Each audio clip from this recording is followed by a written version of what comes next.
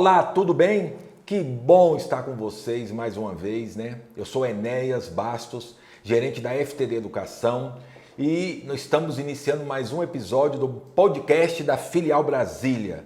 Hoje nós temos aqui o nosso convidado, que foi quem batizou esse programa, Cíntia. Olha, né? que maravilha. É um amigo nosso, né? O primeiro programa, campeão de audiência, né? Foi com ele, né? Uma pessoa que nos incentivou e que ajudou a divulgar o nosso trabalho.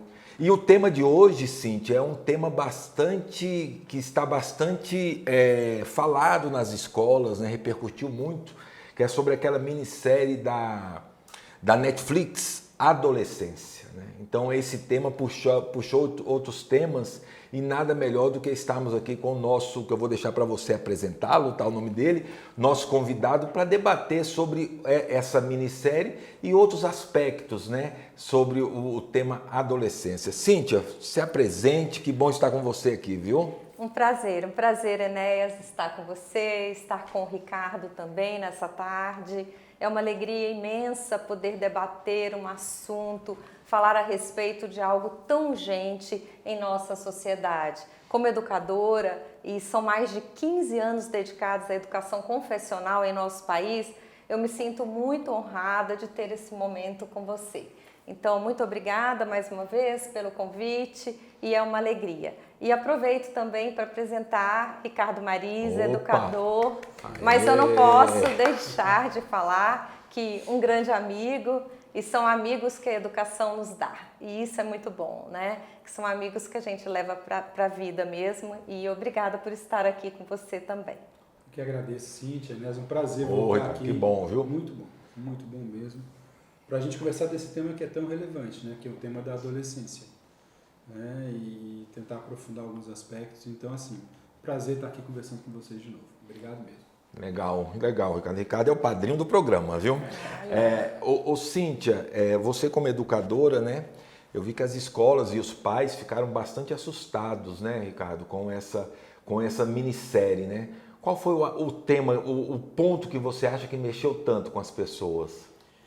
Eu tenho a impressão assim, estava até conversando com a Cíntia aqui fora do ar, por que essa minissérie chamou tanta atenção, me parece, né? Primeiro porque ela trata de uma tragédia, mas é uma tragédia possível. Então todo mundo que assiste fala, nossa, que pena que isso aconteceu, mas isso poderia acontecer na minha casa, na minha escola. Então, acho que como uma tragédia possível, nos mobiliza. Segundo, porque revela uma perplexidade, assim. Ele não tem um final, a série não tem um final. Então não tem um julgamento, e aí fica pra gente fazer o julgamento. Então eu acho que esse é um outro aspecto também. Então, quem de fato é culpado por aquilo? Eu não vou ficar dando spoiler aqui, porque de repente tem alguém que não assistiu, não quero atrapalhar a vida dessa pessoa. Mas então você tem um crime, tem um julgamento, e na minha avaliação, ali a criança envolvida, o adolescente envolvido tem culpa, mas a escola tem culpa, o Estado tem culpa, a terapia que não vai funcionar tem culpa, a família tem culpa. Então, ao deixar nesse momento a série em aberto, sem um julgamento, nos permite que a gente continue conversando e aí sim elaborando um julgamento. E eu acho que é uma espécie de falência múltipla, sabe? Essa conta é um pouco de todos nós. Eu penso também, eu acredito assim, que nós hoje temos um problema social estruturado, que isso vai muito além de uma instituição só. Vai além da escola, além da família, porque ele engloba todos nós. Então, acho que é um momento de cuidado, de zelo, de muito zelo com as nossas crianças, com os nossos pré-adolescentes, com os jovens, porque por ser um momento de muita mudança, uma fase que revela muitas mudanças na vida deles, então fica evidente que eles precisam ser olhados de outra forma. E que esse momento digital, ele necessita de um olhar diferenciado, né? Um olhar cuidadoso, um olhar de acompanhamento, de saber em que momento eu em casa, acompanhando o meu filho, em que momento está, né? O que ele faz quando está sozinho no quarto. Esse é um alerta que nós temos que ligar mais que nunca, né? Porque antes, o adolescente sozinho no quarto ouvia uma música, via um filme, não é? Hoje não, um adolescente no quarto sozinho hoje, com o smartphone na mão, ele tem muitas possibilidades. E essas possibilidades é que ligam um alerta muito grande de acompanhamento. Eu acho que assim, a gente está falando de uma questão, Enéas, que assim, para você ver o tamanho do imbróglio que a gente se encontra, né? Talvez o quarto seja hoje o lugar mais público que existe. Sim. Então, Perfeito. para usar um pouco a imagem, quer dizer, ninguém está sozinho no quarto. Ah, perfeito. Você entende? Quer dizer, o quarto é a nova rua. Uhum. Então, quando o Enéas, no século passado, Olha, era adolescente, e ia para a rua, hoje ele iria para a rua dentro do quarto. Você entende? Verdade. Então, quer dizer, e o que a gente tem feito é hiperprotegido as crianças e adolescentes no espaço físico e deixado abandonado nesse novo espaço, que é o espaço virtual. Que os Perfeito. pais acham que está seguro, né? Está dentro de casa, está no quarto. Está lá, está mais ou menos protegido e tudo mais, né? Então, quer dizer, eu acho que essa é a primeira virada, né? O quarto talvez seja hoje o espaço mais público. E a pandemia ainda, ela intensificou. Exatamente. Isso que já é uma tendência, né? Tem um livro que gosto muito da Sherry Turkle, que é Alone Together, né? Que a gente pensa muito desse estar sozinho, mas é estar sozinho, mas juntos ao mesmo tempo. Isso. E distantes ao mesmo tempo. Né? Então hoje eles têm muitos amigos online, mas não tem nenhum. Quando o jovem sai do quarto, ele não tem com quem ir ao shopping, com quem brincar, né? Com quem jogar uma bola, um futebol, um vôlei, com quem se relacionar, porque os abismos sociais, eles estão sendo construídos na interioridade, no silêncio. E quando você está no silêncio, é mais difícil de perceber. E, ao mesmo tempo, para as famílias, de certa forma, não para todas, claro, fica mais fácil conversar quando se quer com aquele jovem que não pede tanto, que não argumenta fica quietinho, tanto, né? Que é diferente de um tempo atrás que a gente tinha o jovem o tempo inteiro. Eu posso, o que eu posso ver, o que eu posso falar, né? Então, hoje, os silêncios falam muito. E esses silêncios nos preocupam muito, né? Porque é desses silêncios que vislumbra-se, né, toda a regulação ou autorregulação da pessoa. E é onde a gente traz aí para o nosso cenário, que eu acho que o nosso debate continua aqui, né, bem aguçado nessa parte, que é o socioemocional, né? Que tipo de adolescentes nós estamos preparando? Né? Que tipo de adolescentes nas escolas que nós estamos orientando? Né? Então, eu acho que isso permite com que nós, assim, enquanto educadores, que nós possamos traçar perguntas, reflexões, ações, né? Para ir ao encontro desse jovem, né? Que esse jovem precisa desse encontro. Eu acho que você está sinalizando assim, tem algo estrutural na adolescência e isso continua. Eu tento perceber a adolescência como um novo nascimento. Quando uma criança está começando a andar em casa, o que você fala? Você prepara a casa para isso, quando é possível. Tampa as tomadas. Tampa a tomada, quina de madeira, bota colchãozinho na esquina da madeira. Exatamente. Porque ela está aprendendo a andar, está aprendendo a falar. A adolescência é um novo nascimento. Ele vai aprender a andar, só que agora num outro espaço. Vai aprender a falar de outra maneira. Então, ele está nascendo de novo para um mundo maior. O primeiro mundo foi o mundo da família, o mundo dos mais próximos. Agora ele vai nascer para um mundo que é maior, que tem muita beleza e também tem muito risco, como tudo na vida. E aí ele vai ter que reaprender tudo isso, são novas regras. Por exemplo, eu tenho uma adolescente em casa, meu filho do meio vai fazer 18 anos. E esses dias foi muito engraçado, Eu falei para minha esposa que ia contar isso aqui, né? E ele entrou na faculdade agora, então está no primeiro semestre, está com uma namorada e tudo mais. E num desses dias ele chegando em casa da aula, e aí tinha passado depois para encontrar com a namorada, não sei o que, eu cheguei em casa mais tarde, e a minha esposa ansiosa, aquele modelo de mãe, né? E assim... E aí, como é que foi na faculdade? Como é que tá com a minha nora? Que já virou nora. E como é que não sei o quê? Fez 3 perguntas. E ele olhou para ela e falou, sim para as 3 perguntas. Cara, como ele responde sim para as 3? Quer dizer, é um novo modelo de comunicação, é um novo mundo que tá se abrindo. E aí ele perdeu algumas coisas, esse adolescente ou essa adolescente. Esses dias eu estava vendo um material de uma professora de medicina muito interessante, e ela falava assim, olha, o adolescente vive 3 lutos. O luto do corpo, porque o corpo infantil já não existe mais, e o novo corpo ainda é um corpo que ele está se acostumando, ele está... Então esse é um luto do corpo. Um luto dos pais, porque os pais são outros. Agora é um pai que vai cobrar, é um pai que pode dar mais autonomia, mas não é o papai perfeito, não é a mamãe perfeita, ele consegue ver, não é mais o pai herói ou a mãe heroína, isso tudo vai mudando também. E o luto da identidade, que ele já não sabe bem o que é. Ele não é mais criança, mas também não é adulto. Então, de alguma maneira, essa complexidade sempre existiu. E nessa complexidade, ele vai vivendo inadequações. O adolescente vive isso. O problema é que hoje ele bota as inadequações na rede social. Aí, essa camada, a gente não está preparado para ela, sabe? Exatamente isso. Esses abismos que existem hoje.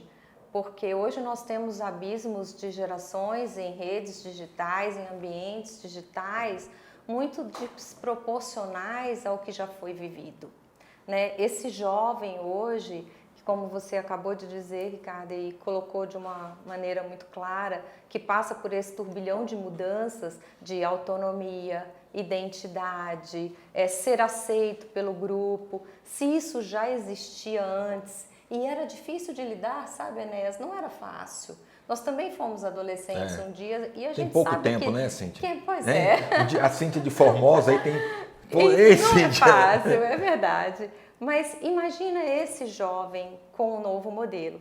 E isso, né, trazendo um pouquinho para a série mostra isso muito claro para nós, né? Essa necessidade de ser aceito, né? Que é um primeiro movimento do Jimmy, quando ele quer ser aceito pelo grupo, os códigos que eles utilizam para conversar. Quantos códigos hoje são diferentes em redes sociais que nós desconhecemos, seriamente desconhecemos, né? Gente, e o que me chama a atenção nisso é esse pedaço, sabe? O quanto a gente desconhece tudo isso. Quer dizer, a série mostra isso, o quanto a escola ignorava tudo que estava se passando. Eu acho que o mais chocante na série é como é que eu posso ter alguém tão próximo de mim passando por tudo isso e eu não me dou conta disso. Então, quer dizer, qual é a consciência que nós adultos... Eu tenho a impressão, quando a gente pensa em redes sociais, eu tenho a impressão que a geração de adolescentes hoje é a geração que não pode contar com os adultos para isso. Porque mesmo os adultos não sabem como lidar. Nós adultos também... Pega os idosos e rede social. Idosos e grupo de WhatsApp. Olha o buraco que nós entramos. Entende? Então, o que acontece? A geração de hoje está desguarnecida de referência das gerações mais velhas, de como se virar nesse novo mundo que é um mundo digital. Ele não tem como referência.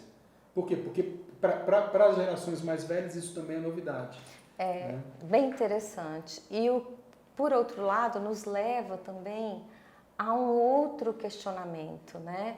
Às vezes a gente pensa assim, nos lares onde se tem dificuldade de entendimento, desse momento da adolescência, ou nas instituições, nas unidades escolares, é onde eu tenho um aluno que tenha problema ou uma dificuldade de relacionamento em casa, e isso não é comum que se diga isso.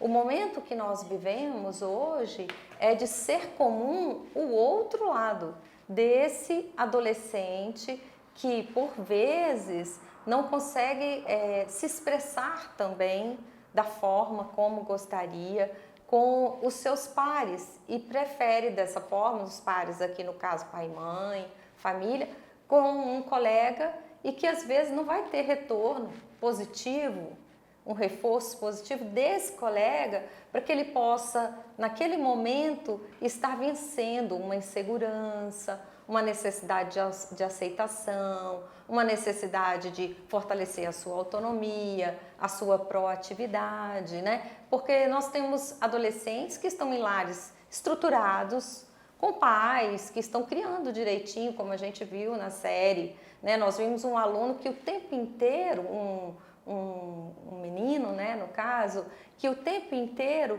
busca-se uma justificativa na família para dizer, olha, o erro está na família. E o erro não estava na família. Ele tinha uma mãe amorosa que cuidava dos filhos, tanto que tem uma irmã mais velha que é uma menina que cresce normalmente, com as competências e habilidades e socioemocional da sua faixa etária, mas por outro lado, assim como o pai também, um classe média que trabalha, um pai dedicado. Então, de onde vinham, onde estavam as dificuldades, né? E aí a gente vê, na dificuldade dele estava o quê? Uma baixa autoestima, uma necessidade de ser acolhido, e isso veio reverberar de que forma, né? Como a gente está falando da série, a gente pode trazer um pouquinho, isso reverbera na sociedade da pior forma, que hoje a gente tem como crime, que é o cyberbullying. Eu acho que assim, você está tocando numa outra questão que é família, né? A minha impressão é aquela que eu estava colocando, de que os mais novos não podem contar com os mais velhos para esse mundo que está se estruturando no espaço virtual, porque os mais velhos também, de alguma forma, estão aprendendo ao mesmo tempo que precisam de indicar como referência. Mas tem uma outra mudança séria nisso, que é, se a adolescência é esse lugar que a gente vive essas inadequações ou os lutos, como essa professora da área de saúde apresentava, quando essa inadequação vai para a rede social, me faz lembrar aquela música do Faroeste Caboclo que fala Via Crucis vira o circo. Nossa. Tem um trecho dessa música do Legião que, então, o cara chama o outro lá para um duelo, e quando ele vê o duelo está na televisão, e no outro dia tem o pipoqueiro, todo mundo, quer dizer, aí o cara se dá conta, poxa, mas a Via Crucis virou um circo. Na verdade, então, o que o adolescente se sente hoje? A Via Crucis virou um circo. Essa inadequação vira um circo, porque vai para a rede, e na rede tem o cyberbullying, como você está falando, e tudo mais. Agora, eu acho que uma outra dificuldade, quando você fala do tema da família, e nós na área de educação temos muito essa coisa de olhar para a família como se a gente não fosse família também. Na escola falar porque a família é isso, mas todo mundo é pai, é mãe, é verdade. Filho, somos todos nós. Vivendo os mesmos dramas. Verdade. Vivendo os mesmos dramas. E o que eu penso? Eu acho que a gente tem, nos últimos anos, isolado a responsabilidade do núcleo pequeno da família pela formação do filho. Isso é uma maldade com os pais e com as mães. Porque é o pai e a mãe tendo que trabalhar e ganhar a vida e, ao mesmo tempo, formar esse filho. E formar aqui me faz lembrar muito uma frase do Pedro que fala que complicado é fazer avião. Ele fala, formar humano é complexo. É muito mais complicado. Né? Então, para a gente ter noção, é muito complexo. Há décadas atrás, todo adulto era responsável pela formação do filho. Hoje, se um vizinho chamar a atenção de um menino, é uma confusão. Porque você entende que a gente foi criando uma espécie de nanofamília, o núcleo cada vez mais restrito, que esse pai e essa mãe têm que dar conta dessa criação. E se fechou mais, né, Ricardo? Isso, Menezes. Isso que você está falando, se fechou mais. Antigamente esse vizinho até ajudava a criar. Isso, que todo adulto era responsável pela criação. Sabe o que eu me lembro? Aqui de Brasília, nos anos 80, teve aquela manifestação que o nome ficou chamado de Badernaço. E na época eu trabalhei de manhã, fui nessa manifestação, que a gente não sabia que ia dar essa confusão, deu uma confusão danada e não sei o quê. Quando eu fui voltando para casa, aí não teve aula à noite na faculdade, peguei ônibus e fui voltando para casa. Eu lembro essa cena como hoje, eu passando na rua, lá de casa, a minha casa era no final da rua, todos os vizinhos me deram bronca. Ah, tá. Como é que você estava lá e estava preocupado com você? Quando eu cheguei em casa, minha mãe falou assim, não preciso te falar nada, né? Porque, ou seja, todo mundo ali era corresponsável por aquilo. Então, quer dizer, o mundo foi ficando mais complexo e essa conta foi ficando cada vez menor para ser paga. E o que esse pai e essa mãe fazem então hoje? Se ela não tem condição e não tem essa rede, vai terceirizar. Entende? Como a gente tem feito, por vezes, quando a gente judicializa um conflito, você terceiriza para a justiça aquele conflito que você não está dando conta de resolver. Então, hoje, qualquer conflito você judicializa, eu coloco para outra instância resolver isso. Mesmo o tema do bullying, cyberbullying. Quantas vezes a gente na escola terceiriza isso, quando você judicializa, e não senta para conversar. Então agora, se você fez isso que foi machismo, você vai ler esse texto aqui, e vamos estudar e vamos conversar, porque você tem que aprender sobre isso. Entende? Não, a gente judicializa e deixa isso na mão da justiça ou de outro, né? Então, na medida que esse tema foi ficando mais complicado, ou a sociedade mais complexa... Os diálogos também, né, Ricardo? As famílias não se conversam na E escola, essa né? conta fica... É muito injusto deixar essa conta para o pai e para a mãe, ou só para a mãe, ou só para o pai, entende? Porque a gente não tem essa rede maior hoje. Então, não dá para deixar a conta na família, imaginando que ela vai dar conta disso, porque não vai dar conta, entende? E a rede social, Ricardo, ela ampliou ou ela limitou? Porque a ideia era que fosse uma rede social, né? Uma rede de sociabilidade. Parece ela que virou uma rede antissocial. antissocial. É verdade. Porque, no fundo, a gente prometeu uma sociedade do conhecimento, a gente ofereceu uma sociedade da informação e a gente hoje criou uma sociedade do preconceito, da opinião. Opinião sempre é um pré-conceito, né? Então, o que a gente hoje vive, por enquanto, eu espero que a gente chegue numa sociedade do conhecimento, mas o que a gente vive hoje é uma sociedade da opinião, onde todo mundo tem uma opinião e, geralmente, por uma lógica do algoritmo, quanto mais forte ou pejorativo for sua opinião, mais visibilidade ela vai ter. Né? Por outro lado, eu penso, concordo plenamente com o que você diz, mas também penso que nós temos uma reflexão a analisar. De tempos em tempos, nós passamos por algumas mudanças, né? Vamos falar em décadas, né? E essas mudanças, elas sempre trazem, impactam, né, profundamente no comportamento das pessoas, no modo como elas vivem, né? E a pandemia, ela trouxe uma maneira nova de viver, quer queira, quer não. Por mais que não seja boa nem a melhor para nós tivemos todos que nos adaptar, né? E aí foi aquele momento que muitas vezes o vizinho não era a pessoa mais segura para eu procurar, né? Os tempos vão mudando, as pessoas vão mudando também, e a confiança é algo, nesse mundo que vivemos hoje, é algo precioso, confiança, né? Então, assim, eu vejo como responsabilidade prioritária a educação dos filhos, da família. Por mais penoso que seja, e por mais que a família não dê conta em todos os certames e graus que ela tenha que dar, mas a responsabilidade primeira é dela.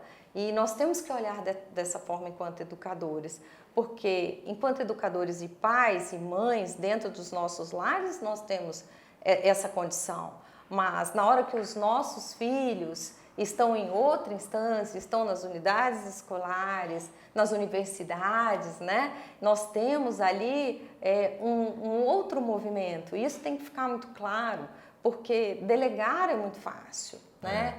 A gente também tem que falar assim, poxa, não estou dando conta disso aqui. Isso aqui, para mim, enquanto pai e mãe, está bem penoso, eu preciso de ajuda, né? Não tão comum hoje também a gente dizer quanto a nossa rede de apoio mudou, né?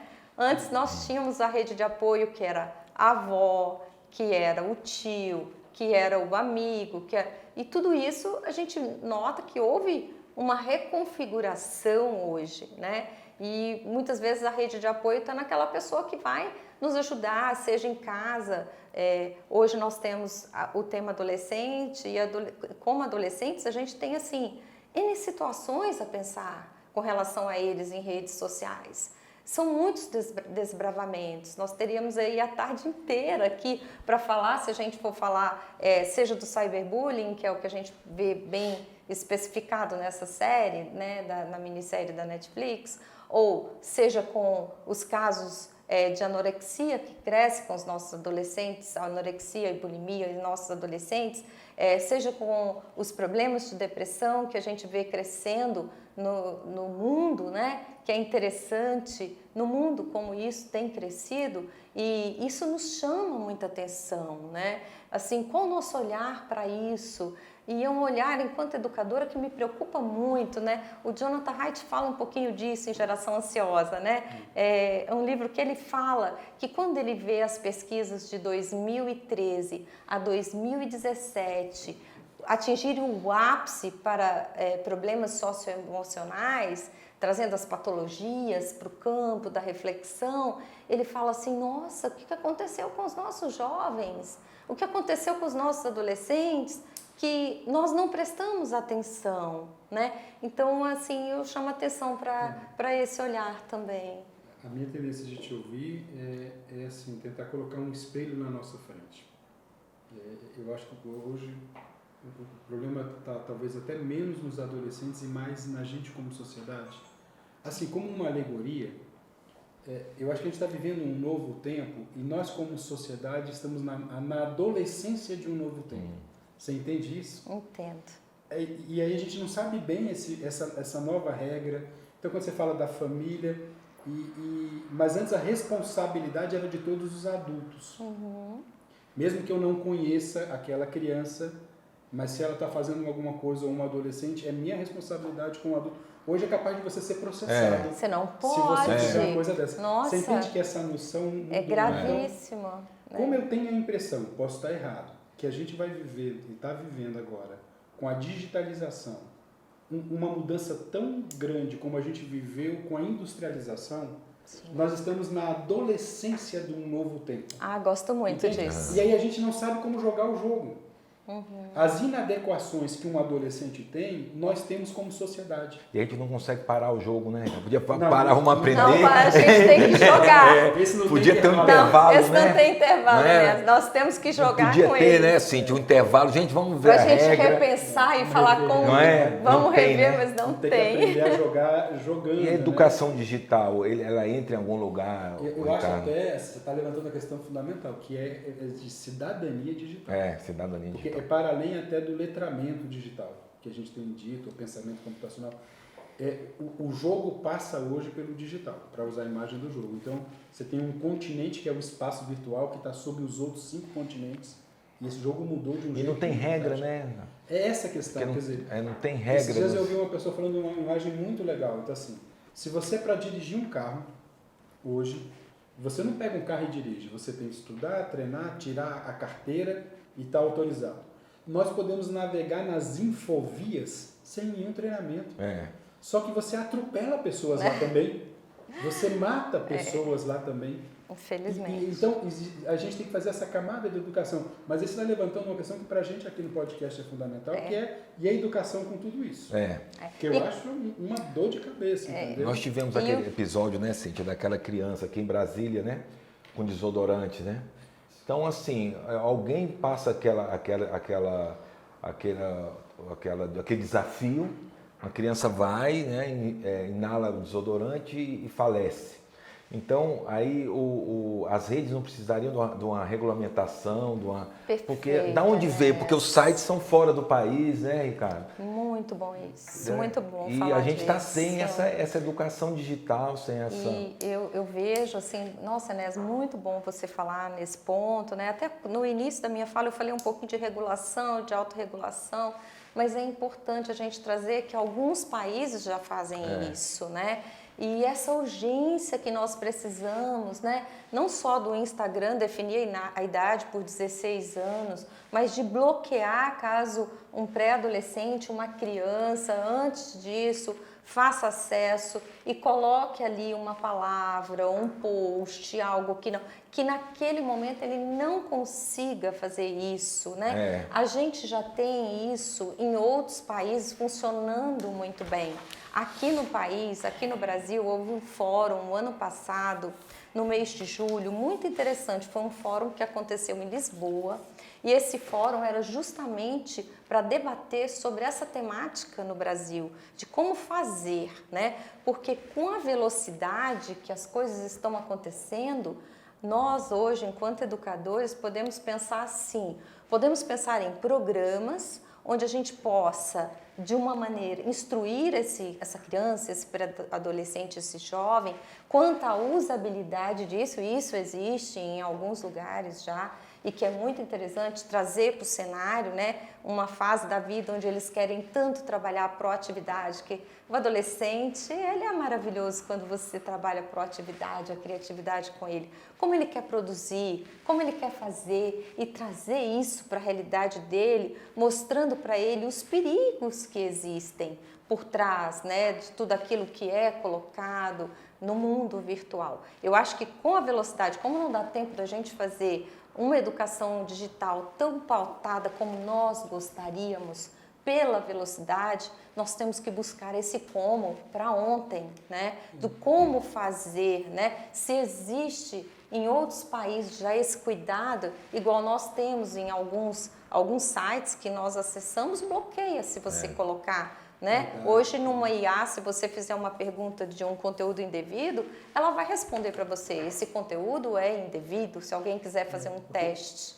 A questão, Cintia, me parece assim, a regulação, eu não sou da área de direito, nem sei se a gente vai arrumar encrenca com histórias do direito aqui, mas em função da velocidade das transformações sociais, a nossa capacidade de mudar é maior do que a nossa capacidade de se adaptar às mudanças, entende? Sim. A regulação deve sempre chegar atrasada, em função da velocidade que a gente está trilhando, e não tem nada que indique que a gente vai desacelerar. Super concordo com você. Uma frente vai ser essa, nós temos que avançar em regulação. Reconhecendo que talvez ela chegue um tempinho, sempre atrás, um pouquinho atrás. Se ela está chegando atrás, o tema da cultura, da educação é fundamental. Sim. Apostar só na regulação, a gente vai estar talvez sempre em dívida. Ela é fundamental, mas o que vai inclusive ajudar a regulação a avançar, por exemplo, o tema da liberdade hoje. Ah, mas então não pode regular porque tem que ter liberdade. De que liberdade a gente está falando? E de que momento, de que faixa etária estamos então, se falando? a gente não avança nesse outro debate e botar na conta da regulação, ela vai chegar atrasada para isso tudo. O que nos cabe na escola? Eu vou falar uma coisa para vocês aqui e para todo mundo que está escutando a gente, a impressão que eu tenho com a experiência que a gente tem feito sobre o celular. Estamos falando de regulação, redes sociais, a experiência que esse ano a gente começou com o celular. Eu tenho visitado várias escolas, quase sempre a direção da escola me leva para ver o recreio, a hora do intervalo, e como o intervalo ficou melhor sem celular. Tá ótimo. Na sequência eu faço uma pergunta, e como é que estão os programas para ensinar os meninos a mexerem em celular, tecnologia e tudo mais? E eu escuto quase sempre um silêncio. O que isso para mim tem revelado? E semana passada eu estava conversando com um grupo sobre isso. A nossa tarefa como educador e educadora não é proteger a escola, é proteger a aprendizagem dos meninos. E talvez a gente comece a tomar medidas hoje para proteger a escola e não os alunos, entende? O que eu quero dizer é, se a gente só tira esses espaços e não educa para como usar, fora da escola ele vai continuar usando. Perfeito. Então, assim, eu não posso pensar medida de gestão para proteger a escola. Eu tenho que pensar medida de gestão para proteger a aprendizagem. Sim. Mesmo que crie desconforto na escola. Não tem problema. Num mundo tão inusitado desse, não tem como fazer educação sem confusão. Entende? Achar que a escola vai virar uma estufa de flores. Né? Não vai. Né? Por outro lado, a gente vê também algumas iniciativas nas unidades acontecendo que são muito interessantes. Esse recreio com mais bolas, com mais ping-pong, com uma atividade interativa para esses alunos, né? Há uma preocupação em fazer.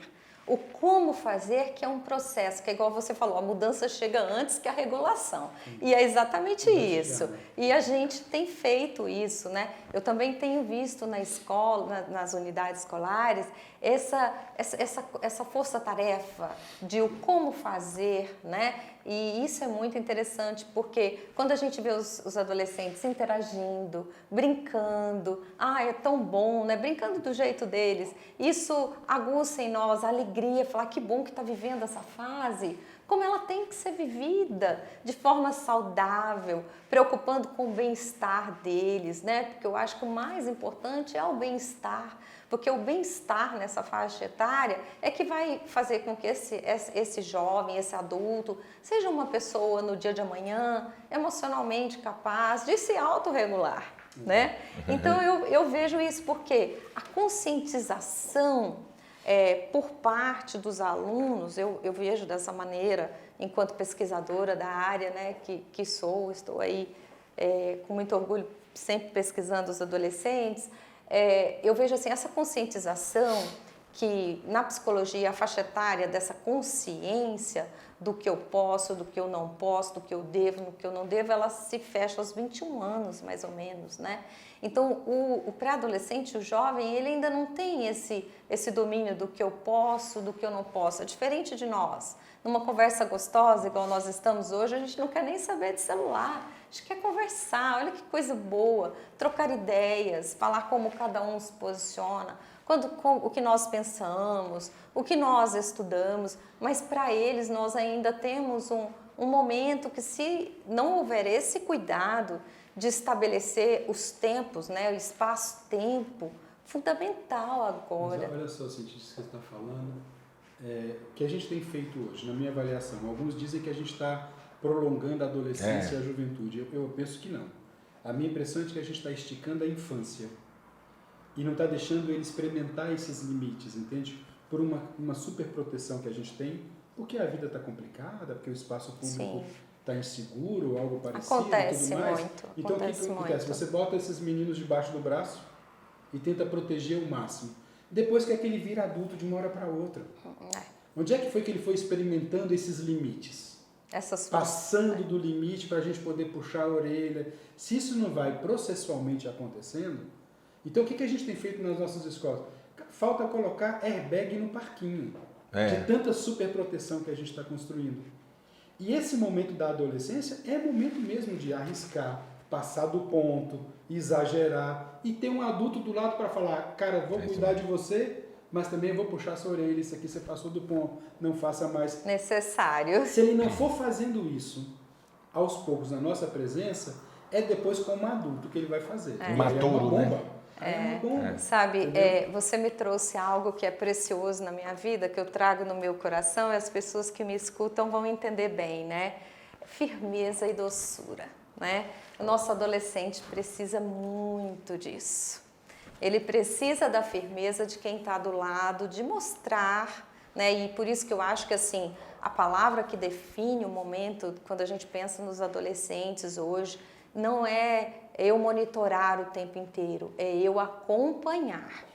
Isso é uma diferença muito grande, de acompanhar o que o meu filho faz, o que ele vê, o que ele escuta, olha, o que você vê. E essa série, ela fala de quê? Esse jogo que você está vendo. Esse desafio, né? Acompanhar, né? Porque não só trazer pelo lado, assim, do pai, não, deixa ele quieto, ele está quieto, tá tudo bem. Não, não tá tudo bem dele estar quieto, né? Então ele precisa dessa firmeza, porque ele precisa ser conduzido, né? Ele é um adolescente, ele está em fase de formação, ele necessita dessa orientação, né? Desse adulto responsável que por horas é a família e por horas também é a instituição, é a unidade de ensino que está ali com ele, né? E na pessoa que vão as lideranças, os gestores, estão preparados para isso também, para esse momento dessa firmeza e trazendo a doçura também, né? Porque a gente tem que trazer isso para eles também, porque você não tem uma maneira melhor de ganhar um adolescente, um jovem, do que quando você o escuta com amor, sabe? Eu acho que um outro aspecto que a gente tem essa relação que é profunda, e eu estou falando disso no trato, não só na escola, mas em casa também, é que o adolescente exige coerência, né? A incoerência é uma coisa que para ele não fecha. Se não fechou, então não fecha. Falar uma coisa e fazer outra, não processa, coisa, entendeu? Não vai processar. Então, por exemplo, eu fico me perguntando no nosso caso nas escolas, né? E vocês vão ver que eu sempre estou tentando, na minha cabeça, a cabeça fica voltando pro tema da escola, porque assim, eu acho que a gente também tem que amadurecer na escola, entende? Tem uma adolescência na nossa educação hoje, que ou a gente se comporta como um espaço maduro para os novos tempos, ou a sociedade vai pensar outros espaços para isso também. Por exemplo, a gente protege a escola do celular e protege os adolescentes do celular. Tá bom. Quem protege nossos alunos das aulas sem sentido? E quando esse aluno fala, não, eu quero que você preste atenção aqui porque isso é muito importante. Mas se o que eu estou oferecendo para ele não é importante, ele vai falar, não, você só quer ficar com o meu celular, porque isso que você está me oferecendo não é importante. E aí como é que eu chamo a atenção dele para isso que eu falo que é importante? Preste atenção que vai cair na prova. Essa é a arma que eu requisito a atenção dele. Então, essa necessidade de coerência é fundamental para a gente estabelecer uma relação com os adolescentes. Não dá pra gente... Eu lembro da Alicia Fernandes, psicopedagoga argentina, uma vez, em Goiânia. A gente estava um grupo grande, ela fazendo uma fala, e ela falando assim, vocês ficam falando que os adolescentes não querem amadurecer, mas se eu fosse adolescente e olhasse para vocês, eu também não queria. A Alicia, ela é ótima. Ser adulto é isso? Porque se ser adulto é isso, eu não sei se vale a pena querer amadurecer. Não estou afim disso. Não estou afim disso, entendeu? Então, eu acho que, assim, a adolescência é um grande desafio. Mas ser adulto hoje é um grande desafio. Talvez a gente tivesse que conversar também sobre qual é o nosso lugar. Nosso lugar de escola, de pai, de mãe, das instituições, né? Nós precisamos, de alguma maneira, ser referência para esses meninos e meninas. E aí nós temos que nos perguntar. E você imagina, se hoje, com esses celulares, os alunos sem os celulares, ainda é um desafio para o professor trabalhar, porque ele precisa, sim, trabalhar o seu conteúdo de maneira interessante, com uma intencionalidade pedagógica muito bem pautada, para que ele prenda a atenção desse aluno e também para que o processo de ensino-aprendizagem, que essa aprendizagem realmente aconteça, né? Então, esse compromisso primeiro é dele. Hoje eu vejo os professores felizes de falar assim, ai que bom que eu consigo dar minha aula até o fim, que eu consigo falar do que eu me preparei, me dediquei, eu preparei minha aula, eu me esforcei, né? Por diversas vezes ouvi, olha Cíntia, eu passei minha tarde de domingo preparando a minha aula para eu chegar aqui na segunda-feira e ter para competir comigo um smartphone que apita o tempo inteiro, mesmo silencioso, ele apita na mochila da criança, do adolescente, e ali está enviando 1000 prompts para aquele menino para chamar atenção o tempo inteiro, e a mente dele sabe que ele está enviando mensagens para ele e ele está ali louco para quê? Para que toque o sinal da próxima aula, para que ele veja, né? Então, assim, foi uma tranquilidade ver os educadores felizes, né? Os professores, de estarem no momento em que eles também, porque tem que olhar o papel dele ali, enquanto professor, né? O cara, a pessoa está ali, se preparou, é responsável do que faz, né? E ele quer também entregar o melhor dele, sabe? É fantástico, assim, eu sou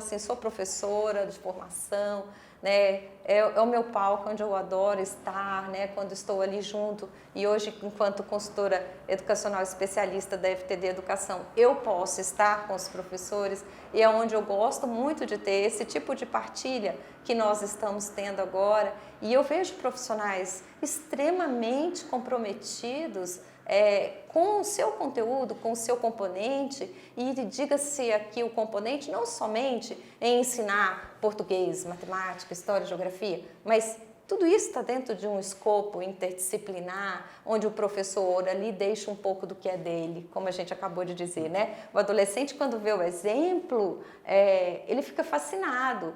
Quantos adolescentes nossos olham um professor dando aula, né? E a gente tem professores fantásticos que falam, nossa, eu quero ser como ele é maravilhoso. Olha, tem professor que é recebido nos corredores das escolas, né? Que coisa boa a gente ver esse referencial. Esse é o referencial que nós temos que trazer enquanto educadores, né? A educação nos trouxe onde nós estamos aqui, né? Então é importante essa reflexão também, né? Então eu penso assim que avançamos um pouco em tempos de mudanças, como as mudanças são mais rápidas do que o que nós podemos fazer para acompanhá-las, né? Mas eu penso assim que há um esforço coletivo, eu penso.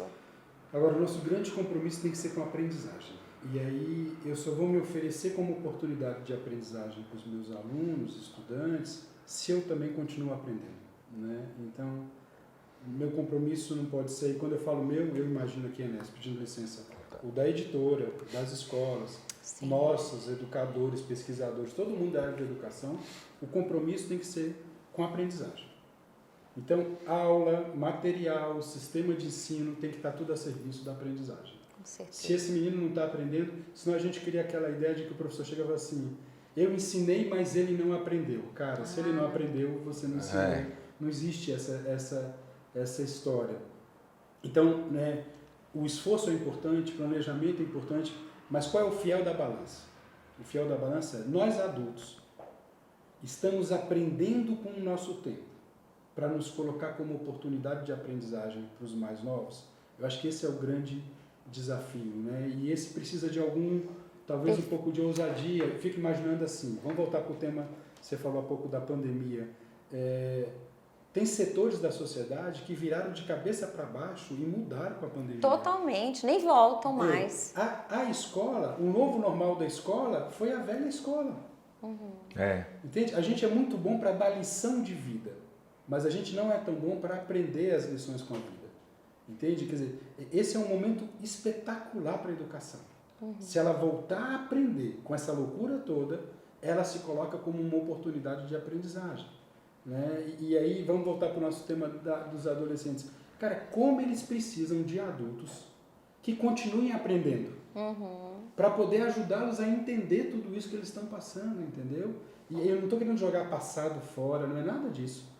Mas o que nos trouxe até aqui não nos leva para frente, se a gente não mudar em algumas coisas. Não, e assim, há uma urgência que muitas vezes para nós, nós olhamos o momento que nós vivemos no mundo hoje e quando a gente vê a educação no mundo, não vamos falar de educação no Brasil, o que nós passamos hoje, Enéas, nós passamos numa realidade mundial, porque de repente nós podíamos dizer que nós tínhamos um problema no Brasil ou um problema nos Estados Unidos, né?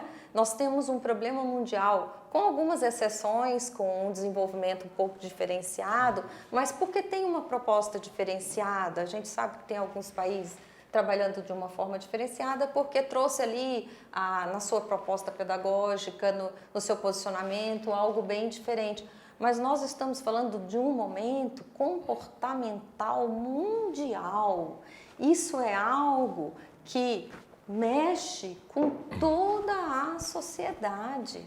Então, assim, traz para mim assim, uma reflexão que sempre fica latente na minha vida, assim, enquanto educadora, é pensar assim, em que momento estamos, né? E o que oferecemos nesse momento para essa geração de adolescentes que precisam tanto de nós, sabe, Enéas? E nunca ensinou-se tanto, né, como se ensina hoje quando a gente pensa no exemplo, não é? O exemplo hoje, igual eu falei, o relacionamento, as formas de relacionamento, trazer confiança é algo hoje tão impactante que era para ser comum e não é, que a gente vê assim que o exemplo acabou sendo mais forte. Então, em casa, não adianta eu ficar mandando meu filho ler um livro se eu não pego um livro para ler. Eu não posso ficar falando, sai do smartphone, desliga esse celular, se eu, enquanto pai, mãe, não desligo o meu, né? Se eu não tiro o tempo de sentar à mesa para fazer uma refeição com a minha família, né? E coloco esse celular ao lado, né? E abrindo parênteses, não é ao lado, né? É guardado, não é? Porque sentar à mesa é abençoado, né? Então, assim, na minha casa eu busco isso, trazendo um pouco de mim, né? Sentar à mesa é abençoado. Então, não é hora de ninguém olhar a mensagem, não é hora, é aquele momento da refeição, né?